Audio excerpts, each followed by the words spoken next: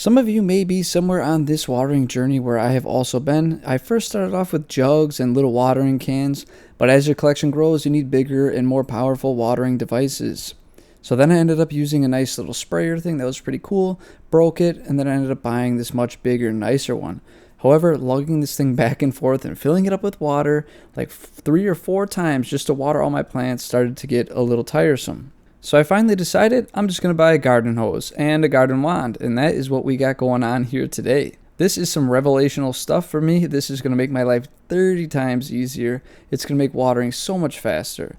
Now, I do realize for some of you guys who aren't subterraneous growers, then maybe this doesn't work for you, especially if you're like on a nice wooden floor or carpet or something and you actually care. But lucky for me, all my stuff is in basically a dirty pit, so I can do whatever I want. So the first step is going to be obviously plugging this bad boy in. Now, getting this thing hooked up is not the most easy thing for me. I am using my illegal well. Yeah, take that, big government. I love the well water too because it doesn't have any chlorine in it. It's not been treated by the city, and it's just really awesome stuff full of tons of minerals. It's extremely hard, and so far it's been doing really good on my plants.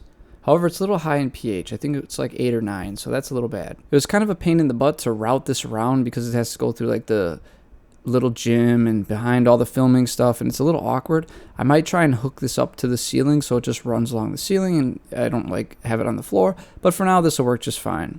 I did have to tear a hole in the grow room just to get it in there, but again, this sure is going to beat like walking back and forth and filling jugs or even the sprayer multiple times. Now that I have the hose run, I can attach the wand and we can actually test this thing out. I was a little fearful that that earlier area I connected it to might actually leak or something because I've never used that until today, and I don't know how much use that thing's actually gotten, but it seemed to work just fine, as you can see here. The pump sprayer was like a really revelational watering tool, and I definitely recommend that to you guys who cannot run a whole hose into your garden area or your grow room. But if you can do a hose, it's really awesome. The infinite water supply is so amazing, and it's really easy to get all your plants watered. It just saves a lot of time. It can output a lot more water a lot faster. There's different settings.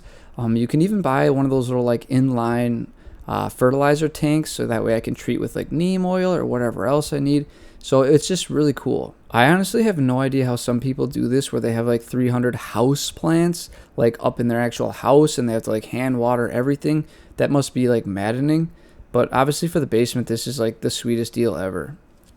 If you guys are really struggling with your plant care, because I know I've seen a lot of that in the last like couple months, the last year, really, people are starting to get a little fatigued with the amount of work. If you can hook up a garden hose, I promise you this will make your watering a breeze, and it will really take away some of the pain and suffering, I guess you could say, of plant care and just save you a lot of time. One last tip before I let you go: if you guys are kind of struggling with your plants, and you don't have time to water, or you're stressed out or having a bad time, a really awesome tip and trick to do, and this works for vacation as well, is just to turn the lights off or move the plants away from the windows. You'll be surprised how long a plant can just sit in the darkness without any water or anything. It can be like basically in hibernation for a week, 2 weeks, and you can pretty much bounce back from that easily. It's way better to just give them no light for a while than it is to like either overwater them before vacation or just leave them in place and watch them like dry up like a raisin. So hope these tips help. And maybe you guys can get a hose in your place. But yeah, it's pretty cool.